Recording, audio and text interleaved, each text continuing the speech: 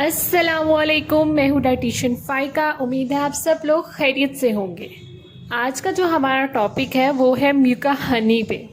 आपने different form में हनी के नाम सुने होंगे, लेकिन ये एक स्पेशल फॉर्म है इसकी, म्यूका हनी। सबसे पहले मैं आपको बताती चलूँ कि म्यूका है क्या।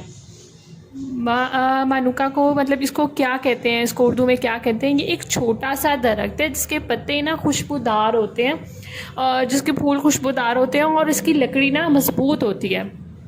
ठीक है, ये कहाँ पाया जाता है, ये कहाँ से मिलता है? ये न्यूजीलैंड से मिलता है। Manuka honey is manuka honey is produce in New Zealand by the bees that pollinate trees in manuka.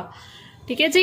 अब इसके बाद इसके बारे में हम ये मानुका हनी को हर तरह के ज़ख़म पर कुदरती मरहम के तौर पे इस्तेमाल किया जाता है।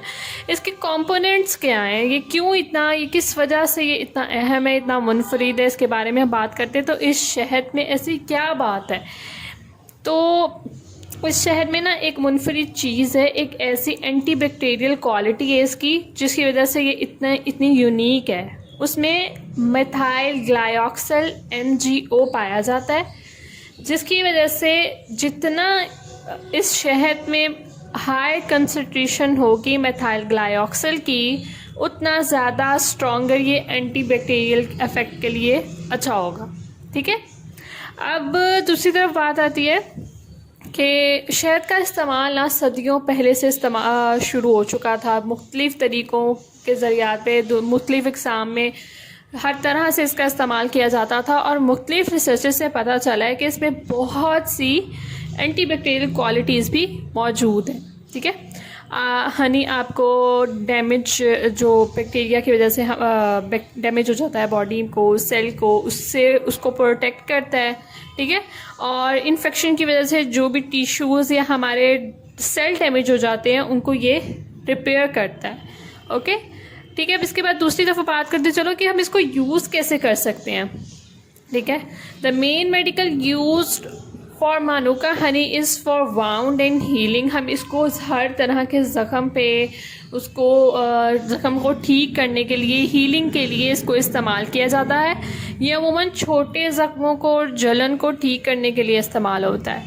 ठीक है, रिसर्चेस से साबित हुआ है कि मानुका हनी का इस्तेमाल और भी जगह किया जा सकता है, जिसमें कि हम ले सकते हैं स्किन केयर के इशू से रिलेटेड। जब हमें इरिटेशन हो जाती है, एक्नी हो जाती है, तो ये बात तो एक सदियों पुरानी है कि शहद जिल्द की खूबसूरती के लिए बहुत ज़्यादा अहम है।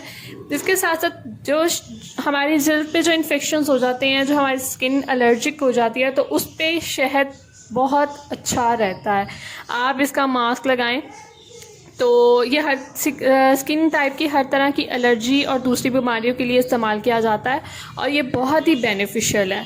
ठीक है, इसके अलावा खांसी और या फिर गले ख़राब, सोर थ्रोट हो जाता है, उसके आराम के लिए भी इसको इस्तेमाल कर सकते हैं आप लोग। इसका इस्तेमाल हम डाइजेस्टिव सिस्टम को इम्प्रूव करने के लिए भी करते हैं, इम्यून सिस्टम को इम्प्रूव करने के लिए भी किया जाता है। ठीक है, Manuka honey is said to be effective for treating everything from a sore throat to clearing up blemishes on your skin. Okay? इसके अब पहले मैं कुछ बेनिफिट्स आपसे डिस्कस कर लेती हूँ। ये सबसे पहले हेल्पिंग हमें हील कट एंड स्कार्ब्स, हमारे ज़ख्मों को, हमारे जो भी हमारे छोटे छोटे वाउंड्स होते हैं उसको हील करने के लिए, कोई भी हमारे कट लग जाते हैं उसको हील करने के लिए ये बहुत अच्छा है, उसमें ये बेनिफिशियल है। ठीक है, उसके बाद क्लियरिंग इन्फेक्शन, हमें कहीं भी इन्फेक्शन हो जाता है, इंटरनल इन्फेक्शन हो जाता है, एक्सटर्नल इन्फेक्शन हो जाता है, उसके लिए बहुत अच्छा है। ठीक है, ईजिंग स्टमक इचेस, हमें स्टमक, अक्सर लोगों को स्टमक इचेस हो जाती हैं, मतलब स्टमक की प्रॉब्लम्स हो जाती हैं, तो अगर इसको डायरेक्ट यूज़ भी लें इसका, या किसी हम फूड में इंटेक करें या हम पानी में, नीम गर्म पानी में इसका इंटेक करें, तो उसके लिए भी ये बहुत बेनिफिशियल है।